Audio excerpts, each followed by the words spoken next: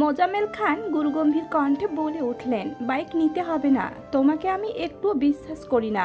Accident করবা একা করো, আমার কোনো আপত্তি নেই, কিন্তু তোমার অসাবধানতার জন্য অন্য কারো হাত পা ভাঙবে এসব আমি সহ্য করব না। গাড়ি নিয়ে যাও। মোজাম্মেল খানের কথা শুনে বন্যা না চাইতেও হেসে ফেলল। তানবীর ভুরু গুটিয়ে চাবি আনতে চলে গেছে। মোজাম্মেল খান বন্যার দিকে তাকিয়ে চাপা স্বরে বললেন, তুমি কিছু মনে করো না, আমাদের বাবা ছেলের সম্পর্কটাই এমন। এখন কিছু না বললে ওর বেপরোয়া স্বভাব কখনো ঠিক হবে না। বন্যা মৃদু হেসে বলল, আমি কিছু মনে করিনি আঙ্কেল, ঠিক আছে। সময় করে মাঝে মাঝে বেড়াতে এসো। জি আচ্ছা আঙ্কেল। বন্যা তানবীরের পেছন পেছন বাসা থেকে বেরিয়ে ধীর কণ্ঠে বলল, আমি গাড়িতে যাব না। তানবীর স্বাভাবিক কণ্ঠে জিজ্ঞেস করলো, বাইকে যাবে? না তো। আমি রিস্কায় চলে যেতে পারবো, আপনার যেতে হবে না।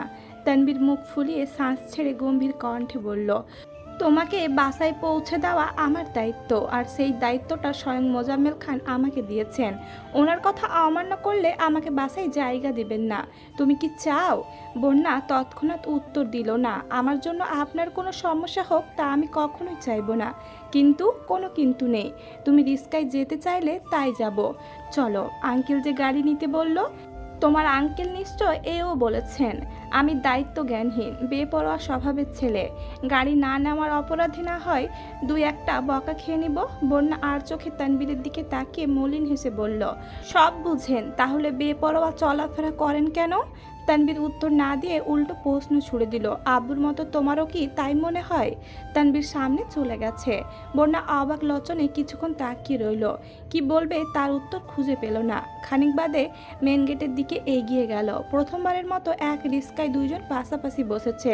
স্বভাবত বন্যা এক সাইড হয়ে বসেছে, তবুও চলন্ত রিস্কায় তানবীরের শক্তপোক্ত বাহু বারবার বন্যার কাঁধের সাথে ধাক্কা খাচ্ছে। আচমকা বন্যার হৃদয়ে তোলপাড় শুরু হয়ে গেছে। শুকনো গলায় বারবার ঢোক গিলছে, নিজেকে যতটা সম্ভব এক পাশে সরিয়ে নিচ্ছে, যেন কোনোভাবেই তানবীরের সঙ্গে ধাক্কা না খায়। বন্যা ভেতরে ভেতরে নিজের প্রতি ক্ষুব্ধ হচ্ছে। ভেবেছিল রিস্কায় একা চলে যাবে, তাহলে বাইক গাড়ির ঝামেলাও পোহাতে হবে না। গাড়িতে চলাচল করতে বন্যার একদমই ভালো লাগে না। তার ওপর মাঝে মধ্যে গলির রাস্তায় গাড়ি থেকে নামলে আশেপাশের মানুষজন কেমন করে চেয়ে থাকে, নিজেদের মধ্যে ফিস ফিস করে, এগুলো বন্যার সহ্য হয় না। তাই সবসময় সাদামাটা চলতে পছন্দ করে। বন্যার অস্বাভাবিক কর্মকাণ্ড দেখে তানবীর আচমকা নিজের হাত বন্যার পেছন দিকে ঘুরিয়ে বন্যার কান বরাবর রিস্কাতে রেখেছে। একবার তানবীরের হাতের স্পর্শ অনুভব হওয়া মাত্রই বন্যা সঙ্গে সঙ্গে তানবীরের হাতের দিকে তাকিয়ে কাঁপা কাঁপা কণ্ঠে বলে উঠল, হাতটা সরান প্লিজ। তানবীর স্বাভাবিক ভঙ্গিতে বলল, যেভাবে সাইডে যাচ্ছ কখন জানি রিস্কা থেকে পড়ে যাও। আমার আব্বাজান বাইক আনতে নিষেধ করেছেন যাতে তুমি ব্যথা না পাও, সেখানে রিস্কা থেকে পড়ে যদি ব্যথা পাও, আব্বু কি আমাকে আস্ত রাখবেন? তুমিই বলো। বন্যা পূর্বের ন্যায় আবারও বলল, আমি পড়বো না, প্লিজ হাতটা সরান, আমার অস্বস্তি লাগছে। তানবীর উদাস ভঙ্গিতে বলল, আমার পাশে বসে কেউ এমন আচরণ করলে আমারও অস্বস্তি লাগে। মেঘের মতো তানবীরও খুব জেদি একটা, বন্যার অজানা নয়। তানবীর হাত সরাবে না এটা বুঝতে পেরে বন্যা দুই হাতে নিজের ব্যাগটাকে শক্ত করে ধরে গুটিসুটি মেরে বসে বুকের বাঁ পাশে অবস্থিত হৃৎপিণ্ডের ধুকপুকানি অনুভব করছে। ইদানিং বন্যার মাথায় হুটহাট তানবীরের চিন্তা চলে আসে। বিশেষ করে তানবীরের জীবন কাহিনী শোনার পর থেকে বন্যা মাঝে মাঝেই সেই ভাবনায় মগ্ন থাকে। না চাইতেও তানবীরের প্রতি অন্যরকম অনুভূতি কাজ করে। তানবীর সামনে আসলে নিজের অজান্তেই সেই অবিদিত অনুভূতির বহিঃপ্রকাশ ঘটতে থাকে। বন্যা বারবার ঘড়ি দেখছে আর রাস্তা কত দূর বোঝার চেষ্টা করছে। তানবীর কপাল গুটিয়ে বন্যার দিকে তাকিয়ে আছে। তানবীর আচমকা মৃদু স্বরে ডাকলো, বন্যা। বন্যা তৎক্ষণাৎ চোখ বড় করে তানবীরের দিকে তাকালো। বাতাসে চুল এলোমেলো উঠছে, ভুরু যুগল কুচকানো, নাক স্বাভাবিকের তুলনায় কিছুটা ফোলা। জিভ দিয়ে ঠোঁট ভিজিয়ে তানবীর প্রশ্ন করল, তোমার জীবনের একমাত্র অস্বস্তিকর ব্যক্তিটা কি আমি? বন্যা তখনই নীরের দৃষ্টিতে তানবীরের দিকে তাকিয়ে আছে। তানবীর বন্যার পাশ থেকে হাত সরিয়ে এনে চোখ নামিয়ে আবারও বলল, যদি তাই হয় তবে আজকের পর তোমার অস্বস্তির কারণ আমি হব না। তানবীর পকেট থেকে ফোন বের করে কারোর সাথে কথা বলায় ব্যস্ত হয়ে গেছে। বন্যা অবাক চোখে তানবীরকে দেখছে।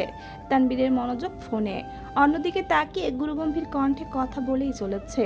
বন্যার নজর আটকে আছে তানবীরের গাল ভর্তি কিছুটা লম্বা দাড়িতে। সেই সঙ্গে বাতাসের সাথে সাথে চুলের নড়াচড়াও খেয়াল করছে। বন্যার শরীর জুড়ে অদ্ভুত শিহরণ বয়ে চলেছে। বাকি রাস্তা তানবীর একবারের জন্য বন্যার দিকে তাকায়নি, অথচ বন্যা পুরো রাস্তা তানবীরের ঘরে বন্দি ছিল। গলির মোড় পর্যন্ত আসতেই মাগরিবের আজান পড়ছে। তানবীর চাপা স্বরে বলল, মামা রিস্কা থামান। তানবীর রিস্কা থেকে নেমে ওয়ালেট থেকে টাকা বের করে রিস্কা ভাড়া দিয়ে এক পলক বন্যার দিকে তাকিয়ে ঠান্ডা কণ্ঠে বলল, সাবধানে যেও। তানবীর মাথা নিচু করে হাঁটতে শুরু করলো। বন্যা থম মেরে রিস্কায় বসে আছে। তানবীরের আকস্মিক পরিবর্তন বন্যার মনে বিশেষ প্রভাব ফেলেছে। এদিকে মেঘ দিনে কম করে হলেও আবিরকে 100 মেসেজ পাঠায়। আজও তার ব্যতিক্রম হয়নি, কিন্তু আবিরের কোনো রিপ্লাই আসে না। সন্ধ্যা থেকে একের পর এক কল দিচ্ছে, আবির কল রিসিভও করছে না। মনের ভেতরে জমে থাকা অভিমানে মেঘের চোখ মুখ লাল হয়ে গেছে। কাঁদো কাঁদো মুখ করে আবিরকে চিঠি লিখছে, প্রিয় নিষ্ঠুর মানব, কেমন আছেন? আমি জানি খুব ভালো আছেন, অবশ্য ভালো থাকারই কথা, কারণ মেঘ নামক এক উম্মাদের থেকে মুক্তি পেয়ে গেছেন। কিন্তু আমি ভালো নেই, একটুও ভালো নেই। আজ থেকে 1.5 বছর আগ পর্যন্ত আমি খুব ভালো ছিলাম, কারণ তখন আবির নামক কোনো ব্যক্তির অস্তিত্ব আমার হৃদয়ে ছিল না। কিন্তু এই 1.5 বছরে সব কিছু বদলে গেছে, সেই সঙ্গে বদলে গেছে আমার অভিপ্রায়ও।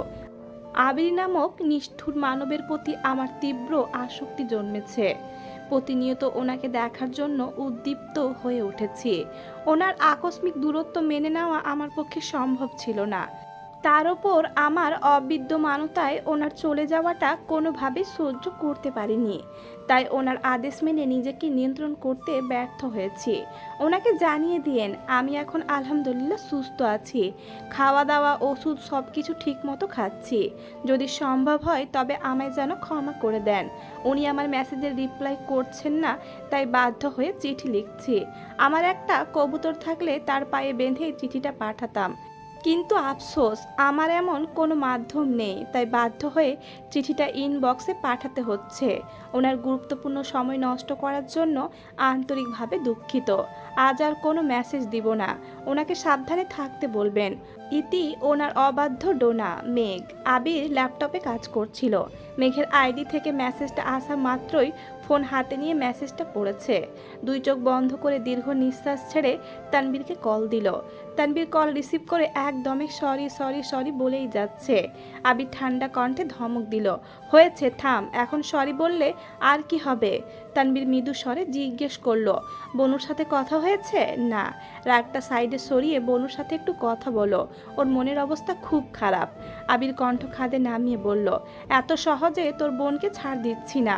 ওর জন্য কি পরিমাণ কষ্ট প্রতিনিয়ত আমি অনুভব করি, কমপক্ষে তার একাংশ উপলব্ধি করুক, তারপর না হয় ভেবে দেখব।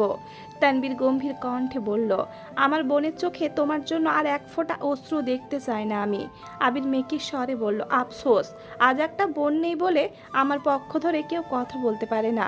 তানবীর মুচকি হেসে শোধালো, বড় আব্বুকে কি বলবো? আবির আহ্লাদিক কণ্ঠে বলে উঠল, আপাতত দাদা দাদু হওয়ার জন্য মানসিক প্রস্তুতি নিতে বলিস, এখন আর বোন লাগবে না। আমার মেয়ে বড় হয়েই আমার পক্ষে কথা বলবে। আহা গো, কত শখ। আবির হাসি থামিয়ে ধীর কণ্ঠে বলল, শোন, তোর বোন সুস্থ হলে ভার্সিটিতে যেতে বলিস। সারাদিন বাসায় থেকে উল্টাপাল্টা চিন্তা করার কোনো প্রয়োজন নেই। তুমি কি বনুর সাথে কথা বলবাই না? আবির মুচকি হেসে বলল, তোর বোনের সাথে কথা না বলে থাকতেই পারবো না আমি, শুধু কয়েকটা দিন দেখব, এই আর কি। রাখছি এখন, সাবধানে থাকিস। তুমিও সাবধানে থেকো, আল্লাহ হাফেজ। প্রতিদিনের ন্যায় আজ বিকেলেও মেঘ ঘুম থেকে উঠে ছাদে আসছে। কিছুক্ষণ হাঁটাহাঁটি করে এক জায়গার স্থির দাঁড়িয়ে আকাশের পানে চেয়ে আনমনে কিছু ভাবছে। হঠাৎ পেছন থেকে তানবীর ডাকলো, বনু তোর কি মন খারাপ? মেঘ থতমত খেয়ে তাড়াতাড়ি চোখ মুখ মুছে ভেজা কণ্ঠে বলল, কই না তো। তানবীর মেঘের থেকে কিছুটা দূরে ছাদের কার্নিশ ঘেঁষে দাঁড়িয়ে মৃদু স্বরে বলল, কাঁদলে যদি সব পাওয়া যেত তবে সবাই তাদের ইচ্ছে পূরণ করতে দিন রাত এক করে কাঁদতো, বুঝলি? মেঘ ওপর নিচ মাথা নাড়ল। মেঘ কেন কাঁদছে তা জিজ্ঞেস করার প্রয়োজন বোধ করলো না। মেঘও কিছু বোঝানোর চেষ্টা করলো না। তানবীর মলিন হেসে বলল, জানিস তো আল্লাহ ধৈর্যশীল ব্যক্তিকে অনেক বেশি পছন্দ করেন। ধৈর্য রাখ, ইনশাল্লাহ ভালো ফলাফল পাবি। মেঘ ভেজা চোখে তানবীরের দিকে তাকিয়ে করুণ স্বরে জিজ্ঞেস করলো, ভাইয়া, আবির ভাই কেমন আছেন? আলহামদুলিল্লাহ ভালো আছেন। তোমার সাথে রেগুলার কথা হয় না? ভাইয়া একটু ব্যস্ত আছে। ও, তানবীর স্বাভাবিক কণ্ঠে শোধালো, তুই ঠিক আছিস? আলহামদুলিল্লাহ। ভার্সিটিতে যাচ্ছিস না কেন? মেঘ মন খারাপ করে উত্তর দিল, ভালো লাগে না। তানবীর মুচকি হেসে বলল, ক্লাসে গেলেই মন ভালো হয়ে যাবে। সকালে রেডি থাকিস, তোকে নিয়ে বের হব। মেঘ ঘাড় কাত করে সম্মতি জানালো। তানবীর পকেট থেকে একটা চকলেট বের করে মেঘের সামনে রেখে ধীর কণ্ঠে বলল, সন্ধ্যার আগে রুমে চলে যাস। তানবীর চলে গেছে। একটু পরে মেঘকে খুঁজে মিম ছাদে আসছে। মেঘ নিজের চকলেট থেকে অর্ধেকটা ভেঙে মিমকে দিয়েছে। মিম উদ্বিগ্ন কণ্ঠে শোধালো, আবির ভাইয়া কি তোমার সাথে এখনো কথা বলেন না? না, কিন্তু কেন জানি না। এখন কি করবা? মেঘ খানিক ভেবে হঠাৎ নিঃশব্দে হেসে বলল, কাল পরশু শাড়ি পরবো, আমায় ছবি তুলে দিস। আচ্ছা। দিন কাটছে সম্মুখ গতিতে। প্রতিদিন সন্ধ্যার পর পর মালেহা খান অথবা হালেমা খানের ফোনে আবিরের কল আসে। একে একে সবার সাথে ভিডিও কলে কথা বলে, কিন্তু মেঘের কণ্ঠস্বর শোনা মাত্রই ব্যস্ততার ভান করে কল কেটে দেয়। প্রথম প্রথম মেঘ কথা বলতে চাইলেও আবির কথা বলতো না। এখন মেঘও তেমন আগ্রহ দেখায় না। আজ সন্ধ্যার পর পর মিম, আদি আর মেঘ সোফায় বসে গল্প করছে আর স্যুপ খাচ্ছে। এমন সময় মালিহা খানের ফোনে আবিরের নাম্বার থেকে ভিডিও কল আসছে। মেঘ উচ্চস্বরে চেঁচিয়ে উঠল, বড় আম্মু, তোমার বাবু কান্না করছে। মালিহা খান রান্নাঘর থেকে উদ্বিগ্ন কণ্ঠে জিজ্ঞেস করলেন, কে কান্না করছে? মেঘ ফিক করে হেসে উত্তর দিল, তোমার ছেলে কল দিচ্ছে, তুই রিসিভ করতে পারিস না? মেঘ উদাস ভঙ্গিতে বলল, তোমার বাবুর কি আমার সাথে কথা বলার মতো সময় আছে নাকি? কত ব্যস্ত মানুষ, তুমি কথা বলো। দ্বিতীয়বার কল বাজতেছে। মেঘ ফোন নিয়ে রান্নাঘরের দিকে এগিয়ে গেল। মালেহা খান রান্নাঘর থেকে বেরিয়ে এসে কল রিসিভ করে মেকি স্বরে প্রশ্ন করলেন, কি হয়েছে বাবু, কান্না করছিস কেন? আবির কি বলতে চেয়েও থেমে গেছে। ঢোক গিলে উষ্ণ স্বরে শোধালো, কান্না করলাম কোথায়? আর হঠাৎ বাবুই বা ডাকছো কেন? আমি নিজে থেকে ডাকিনি। মেঘ বলতেছে আমার বাবু নাকি কান্না করছে, তাই জিজ্ঞেস করলাম। আবির গম্ভীর কণ্ঠে বলল, তোমাদের আদরের মেয়েকে বাড়াবাড়ি কম করতে বলো। মেঘ ঠোঁট উল্টিয়ে কাঁদো কাঁদো মুখ করে তাকিয়ে আছে। মালেহা খান মেঘকে এক নজর দেখে সহসা রান্নাঘরের দিকে তাকালেন। মেঘের হাতে ফোন দিতে দিতে আতঙ্কিত কণ্ঠে বলে উঠলেন, নে মেঘের সাথে কথা বল, তরকারি পুড়ে যাচ্ছে মনে হয়। আসছি আমি। তৎক্ষণিক ঘটনায় মেঘ থতমত খেয়ে কোনো রকমে ফোন মুখের সামনে ধরেছে। আবিরের সঙ্গে চোখাচোখি হতেই আবির চোখ নামিয়ে নিয়েছে। টেবিলের ওপর ফোন রেখে পাশে ল্যাপটপে কাজ করছে। মেঘ অপলক দৃষ্টিতে আবিরকে দেখছে। সহসা ঠোঁটের কোণে ক্ষীণ হাসি ফুটেছে। কতদিন পর প্রিয় মানুষটাকে দেখছে। আজ মুখের ওপর কলও কাটছে না। মেঘ ঠোঁটের কোণে হাসি রেখে আহ্লাদি কণ্ঠে ডাকলো, বাবু। আবির অগ্নি দৃষ্টিতে তাকিয়ে মেঘের হাসি দেখে সঙ্গে সঙ্গে চোখ সরিয়ে নিয়েছে। মেঘ দুষ্টমির ছলে আবারও ডাকলো, বাবু। আবির এবার ফোন কাছে নিয়ে বিড়বিড় করে বলল, এই যে বাবু বাবু ডাকছেন, বাবুর মতো আচরণ করলে সামলাতে পারবেন? আবিরের মুখে এমন কথা শুনে মেঘের আঁখি যুগল স্বাভাবিকের তুলনায় অনেক বেশি প্রশস্ত হয়ে গেছে। নিষ্পলক চোখে আবিরের মুখের পানে তাকিয়ে আছে। ফোন আগের জায়গায় রেখে আবির আবারও কাজে মনোযোগ দিয়েছে, তবে মুখে গাম্ভীর্যতার বদলে ক্ষীণ হাসি ফুটেছে। মালেহা খান এগিয়ে এসে বিরক্তি ভরা কণ্ঠে বলে উঠলেন, বাসায় থাকাকালীন সারাক্ষণ বক বক করতিস, আর এখন মুখ দিয়ে কথা বের হয় না। আগের রূপে ফিরে গেছিস। দেখি দে ফোন। মেঘ বড় আম্মুকে ফোন দিয়ে আহমকের মতো কিছুক্ষণ তাকিয়ে রইল। খানিক বাদে মাথা নিচু করে রুমের দিকে হাঁটতে শুরু করেছে। মালেহা খান সোফার কাছে আসতেই মিম আর আদিও আবিরের সাথে কথা বলতে শুরু করেছে। এর মধ্যে হালেমা খান রুম থেকে বেরিয়ে এসেছেন। মেঘ নিজের রুমে গিয়ে আবিরের একটা ছবি বের করে কিছুক্ষণ পরখ করে চোখ জোড়া বন্ধ করে দীর্ঘ নিঃশ্বাস ছেড়ে বলল, আই মিস ইউ। আজ সকাল সকাল মেঘ শাওয়ার নিয়ে একেবারে রেডি হয়ে নিচে নেমেছে। নাস্তা করে তানবীরের সাথে বেরিয়েছে। মোজাম্মেল খানের নির্দেশ মতোই বোনকে গাড়ি দিয়ে নিয়ে গেছে। অনিবার্য কারণবশত প্রথম ক্লাস হবে না, তাই মিনহাজ, তামিম, মিষ্টি, বন্যা চারজনই চা খেতে বেরিয়েছে। মেঘ ওদের দেখে উত্তেজিত কণ্ঠে বলল, ভাইয়া গাড়ি থামাও। বন্যারা চা খাচ্ছে। তানবীর ওদের দিকে একবার তাকিয়ে পরপর মেঘের হাস্যোজ্জ্বল মুখের পানে তাকিয়ে হেসে বলল, কে জানি বলছিল ভার্সিটিতে আসতে ভালো লাগে না। মেঘ তানবীরের দিকে তাকিয়ে নিঃশব্দে হেসে বলল, কি জানি কে বলছিল, মনে নেই। তানবীর মুখে হাসি রেখে বলল, ঠিক আছে যা, ক্লাস শেষে কল দিস, ফ্রি থাকলে এসে নিয়ে যাব। মেঘ কোমল কণ্ঠে বলল, ভাইয়া আসো, এক কাপ চা খেয়ে যাও, আজ না অন্য কোনো দিন, প্লিজ ভাইয়া চলো। মিনহাজ তামিম মেঘকে দেখে এগিয়ে আসছে, তানবীরকে রিকোয়েস্ট করে চা খেতে নিয়ে গেছে। বন্যা চোখ তুলে তানবীরকে দেখেই চোখ সরিয়ে নিয়েছে, মাথা নিচু করে মেঘের সাথে আস্তে আস্তে কথা বলছে। তানবীর মিনহাজ আর তামিমের সাথে টুকটাক কথা বলতে বলতে এক কাপ চা খেয়েছে, বন্যার দিকে একবারের জন্য তাকায়নি। মিনহাজ বন্যাকে উদ্দেশ্য করে বলল, ভাবি আজকে ট্রিট যে আপনার পক্ষ থেকে, এটা ভাইকে বলবেন না। বন্যা রাগী স্বরে বলল, ভাবি ডাকটা বন্ধ করবি। তানবীর টাকা বের করে বিল পরিশোধ করতে যাবে, অমনি বন্যা তানবীরের হাত ধরে থামিয়ে দিয়ে সমিত কণ্ঠে বলল, আজকের বিল আমি দিব। তানবীর উষ্ণ স্বরে জানালো, আমার বিলটা আমি দিয়ে দিচ্ছি। বন্যা এবার শক্ত কণ্ঠে বলল, বললাম তো আমি বিল দিব। মিষ্টি আর মেঘ কানে কানে ফিস ফিস করে কথা বলছে। মেঘ এক হাতে মুখ চেপে হাসছে আর দুইজনকে দেখছে। মিনহাজ আর তামিমও তাদের দেখছে। মিনহাজ ইচ্ছাকৃত গলা খাখারি দিতেই তানবীর সেদিকে তাকালো। বন্যা তখনও তানবীরের হাত ধরে আছে। বন্যার নজর মেঘদের দিকে পড়তেই তড়িৎ বেগে হাত সরিয়ে দূরে সরে দাঁড়িয়েছে। তানবীর টাকা পকেটে রেখে স্বাভাবিকভাবে মেঘের থেকে বিদায় নিয়ে চলে গেছে। বন্যা টাকা পরিশোধ করে সামনে চলে গেছে। মেঘ আর মিষ্টি পেছন পেছন যাচ্ছে। মেঘ পেছন থেকে সর্বশক্তি দিয়ে বলে উঠল, তোর সাহস তো কম না, তুই আমার ভাইয়ের সাথে উচ্চস্বরে কথা বলিস। বন্যা থেমে ক্ষীণ ক্রোধ দেখিয়ে বলল, সামান্য এক কাপ চায়ের জন্য যে তোর ভাই টাকার গরিমা দেখালো, সে বেলায় আমার ভাই টাকার গরিমা দেখায়নি। মিনহাজ তামিম এমনকি আমি ভাইয়াকে ডেকে নিয়ে আসছি, আসার পর তুই ভাইয়ার সাথে কোনো কথা বলিসনি, কথা নাই বলতে পারিস, চা পর্যন্ত খেতে বলিসনি, অথচ ট্রিট তুই দিচ্ছিস। ভাইয়ার নিজের বিল পরিশোধ করাটা কি অন্যায় ছিল? তুই তো তোর ভাইয়ের পক্ষই নিবি। মেঘ একগাল হেসে বিড়বিড় করে বলল, তুই আমার ভাবি হলে তোর পক্ষই নিতাম। বন্যা রাগী স্বরে বলল, বিড়বিড় করে কি বলছিস? কিছু না। মেঘ বিকেলে একা একাই শাড়ি পরে মিমকে নিয়ে ছাদে গেছে। মাথায় ঘোমটা দেওয়া ছবি থেকে শুরু করে স্টাইল করে বেশ কিছু ছবি তুলেছে। রুমে বসে বসে ছবিগুলো দেখছে। একা একা শাড়ি পরায় কুচি যাচ্ছে তাই অবস্থা। তবু অনেক খোঁজাখুঁজি করে 3টা ছবি আবিরকে পাঠিয়েছে। প্রথম 2টা ঘোমটা ছাড়া ছবি, দ্বিতীয়টা মাথায় ঘোমটা দেওয়া ছবি। কয়েক মুহূর্তের মধ্যেই আবির মেসেজ সিন করেছে। ছবিগুলো দেখা মাত্রই আবিরের ঠোঁটে হাসি ফুটে উঠেছে।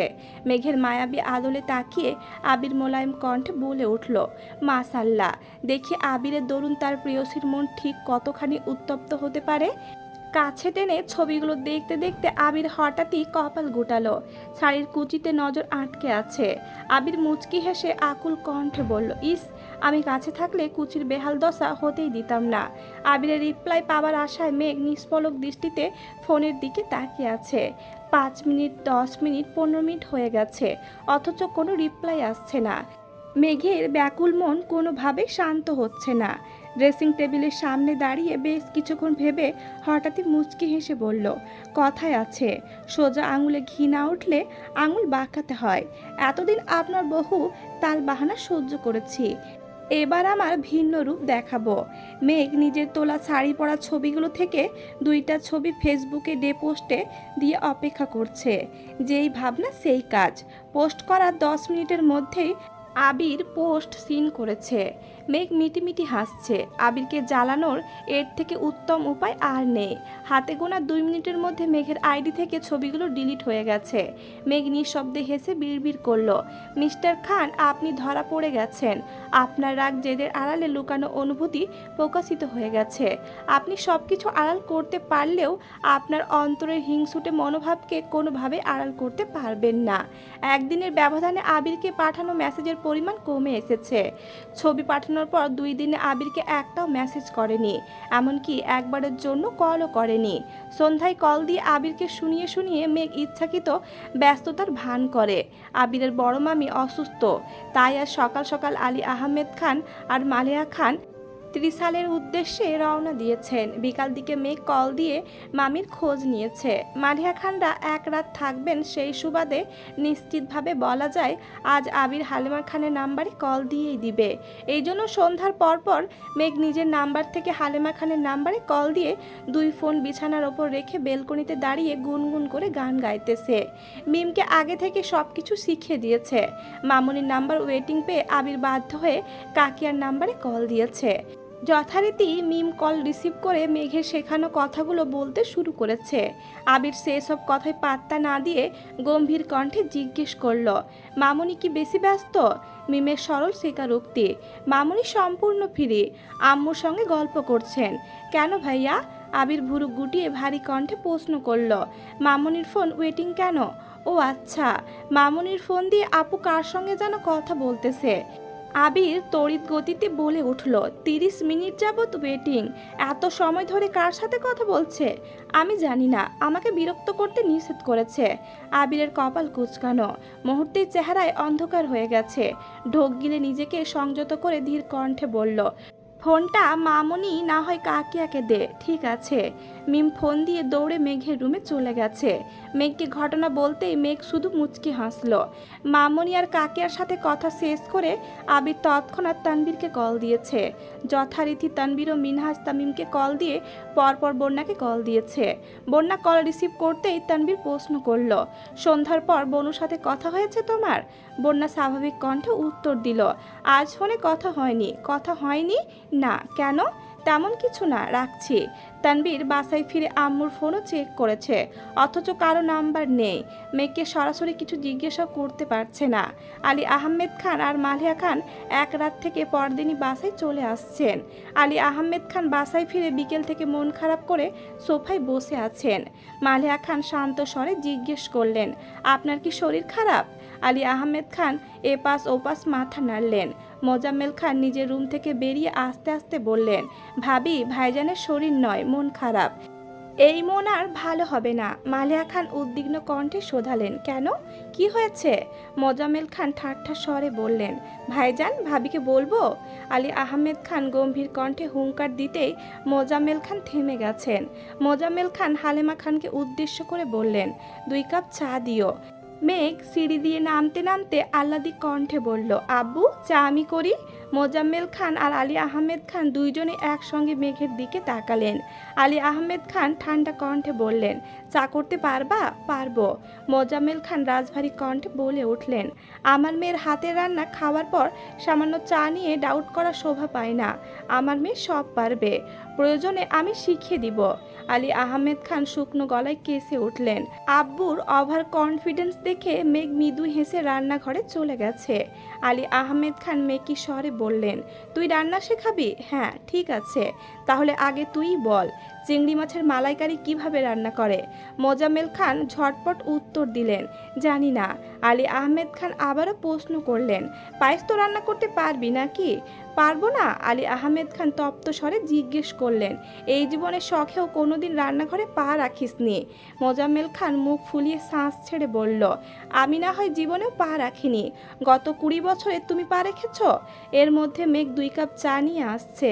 আলী আহমেদ খান চায়ে চুমুক দিয়ে ভারী কণ্ঠে বললেন, আমাকে তো তোর ভাবি রান্নাঘরে ঢুকতেই দেয় না। তাছাড়া আমি গত 20 বছরে পা না রাখলেও রান্না সম্পর্কে তোর মতো অজ্ঞ না। খুব তো বলছিস তোর মেয়েকে তুই রান্না শেখাবি, সামান্য পায়েসের রেসিপি বলতে পারছিস না, আবার সব শেখাবি। মোজাম্মেল খান রাগী স্বরে বললেন, তুমি বলো তাহলে। আলী আহমেদ খান গুরুভার কণ্ঠে বলে উঠলেন, তুই কি কোনোভাবে আমায় চ্যালেঞ্জ করছিস? হ্যাঁ, করছি। আব্বু আর বড় আব্বুর কথোপকথনের মাঝে মেঘ থ হয়ে দাঁড়িয়ে আছে। 2-3 বার থামানোর চেষ্টাও করেছে, কিন্তু থামাতে পারেনি। মালিহা খান নিজেও ব্যর্থ হয়েছেন। আলী আহমেদ খান আচমকা বসা থেকে উঠে মোজাম্মেল খানকে উদ্দেশ্য করে বললেন, আমি মুখের কথা বিশ্বাসী না, তুই অপেক্ষা কর, রান্না করে তোর সামনে হাজির করব। হালিমা খান, মালিহা খান আর মেঘ 3 জনে আশ্চর্য নয়নে তাকিয়ে আছে। আলী আহমেদ খান মেঘকে উদ্দেশ্য করে বললেন, চলো, আজ আমি তোমাকে দিক নির্দেশনা দিব। যেভাবেই হোক তোমার আব্বুকে চ্যালেঞ্জে হারাতেই হবে। মালেহা খান উদ্বিগ্ন কণ্ঠে বলে উঠলেন, দয়া করে আমার সাজানো রান্নাঘরটাকে ছেড়ে দিন, পায়েস আমি করে দিচ্ছি। আলী আহমেদ খান উদাসীন কণ্ঠে বলে উঠলেন, তুমিও আমায় ভরসা করো না। হালেমা খান উত্তর খুঁজে পেলেন না। একবার ওপর নিচ মাথা নাড়ছেন, আবার এপাশ ওপাশ মাথা নাড়ছেন। যত যাই হোক, পুরুষ মানুষ রান্নাঘরে গেলে সে রান্নাঘরে নাজেহাল অবস্থা হতে বাধ্য। আবিরের জন্মের আগে পরে আলী আহমেদ খান মাঝে মাঝে শখ করে রান্না করতেন, রান্না যেমন তেমন, কিন্তু পরবর্তীতে রান্নাঘরে ঢোকার মতো অবস্থা থাকতো না। তার জন্য এক পর্যায়ে বিরক্ত হয়ে মালেহা খান খুব করে অনুরোধ করেছেন যাতে আলী আহমেদ খান রান্নাঘরে পা না রাখেন। সেই থেকে আলী আহমেদ খান রান্নাঘরে পা রাখেন না। এত বছর পর ছোট ভাইয়ের সাথে চ্যালেঞ্জ নিয়ে রান্নাঘরে ঢুকছেন। তবে আজ রান্না মেঘ করবে, উনি কেবল মেঘকে সাহায্য করবেন। এর মধ্যে হালেমা খান তানবীরকে কল দিয়ে জানিয়েছে আলী আহমেদ খান নিজেই ফ্রিজ থেকে চিংড়ি মাছ, দুধ সহ প্রয়োজনীয় সরঞ্জাম বের করছেন। এদিকে ভয়ে মেঘের হাত পা ঠান্ডা হয়ে যাচ্ছে। আলী আহমেদ খান মানে আতঙ্ক। আব্বুর থেকেও মেঘ বড় আব্বুকে বেশি ভয় পায়। রান্নায় গন্ডগোল করলে আজ মেঘের খবর আছে, এই ভয়ে বারবার ঢোক গিলছে। কিছুক্ষণের মধ্যেই তানবীর আসছে। হালেমা খান মালেহা খান দূরে দাঁড়িয়ে দাঁড়িয়ে মেঘদের কর্মকাণ্ড দেখছেন। তানবীর রান্নাঘরের সামনে দাঁড়িয়ে মৃদু স্বরে বলল, আমি কি কোনোভাবে সাহায্য করতে পারি? আলী আহমেদ খান রাগী স্বরে বললেন, তোমার আব্বু পাঠিয়েছে নাকি? না না, সাহায্য লাগবে না। তানবীর ঠোঁট চেপে হাসছে আর ফোন দিয়ে ভিডিও করছে। মোজাম্মেল খান সোফায় বসে আছেন। ঘণ্টাখানেক পর আবির কল দিয়েছে। কল রিসিভ করতে আবির বলে উঠল, আসসালামু আলাইকুম চাচ্চু, প্রজেক্টের কিছু ডিটেলস লাগতো, আগামীকাল সকালের মধ্যে দিলে ভালো হতো। মোজাম্মেল খান ঠাট্টা স্বরে বললেন, ওয়ালাইকুম আসসালাম, প্রজেক্ট নিয়ে পরে ভাবা যাবে, আপাতত ভিডিও কল দাও। আবির ভুরু কুচকে ভারী কণ্ঠে জিজ্ঞেস করলো, ভিডিও কল কেন? আরে দাও আগে। সচরাচর মোজাম্মেল খানের সাথে ভিডিও কলে কথা হয় না বললেই চলে, প্রয়োজনে 2-4 মিনিট ফোনেই কথা হয়। আবির ভয়ে ভয়ে ভিডিও কল দিল। মোজাম্মেল খান কল রিসিভ করে হাসতে হাসতে বললেন, তোমার আব্বুর মাথা নষ্ট হয়ে গেছে, দাঁড়াও দেখাচ্ছি। আবির ভুরু কুচকে সূক্ষ্ম নেত্রে তাকিয়ে আছে। চাচুর কথায় মাথা মুন্ডু কিছুই বুঝতে পারছে না। মোজাম্মেল খান রান্নাঘরের কাছে গিয়ে ফোন ওদের দিকে ঘুরিয়ে হাসতে শুরু করেছেন। আলী আহমেদ খান আবিরকে এক নজর দেখে শক্ত কণ্ঠে বললেন, তোমার চাচ্চু আমায় চ্যালেঞ্জ দিয়েছে, আমি নাকি রান্না করতে পারি না। আবির শুকনো গলায় ঢোক গিলে ধীর কণ্ঠে বলল, আপনার শরীরের অবস্থা খুব একটা ভালো না, তার মধ্যে আজই এতটা পথ জার্নি করে আসছেন, এই অবস্থায় এইসব চ্যালেঞ্জের কোনো মানে হয় না। আলী আহমেদ খান স্বাভাবিক কণ্ঠে বললেন, আমি বেশি কিছু করছি না, মেঘ মামনি সবটা দেখছে। মেঘের দিকে ফোন ঘোরাতেই আবিরের চোখ কপালে ওঠার অবস্থা।